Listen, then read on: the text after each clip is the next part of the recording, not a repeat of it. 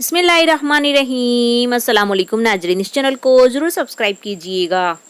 जब बैंक बंद हो गया तो डाकुओं के एक गिरोह ने बाहर खड़े हुए चौकीदार को काबू में किया और बैंक के अंदर दाखिल हो गए।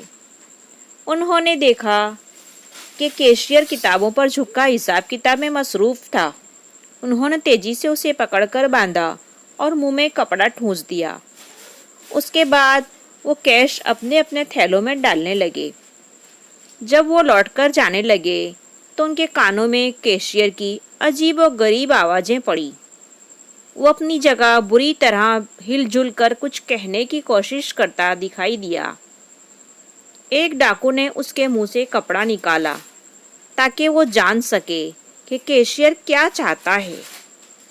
कैशियर ने हाँफते हुए कहा, डाकू भाई, बराए मेहरबानी हिसाब किताब की किताबें भी साथ लेते जाओ। उसमें 1 लाख रुपए का फ़र्क दे रहा है।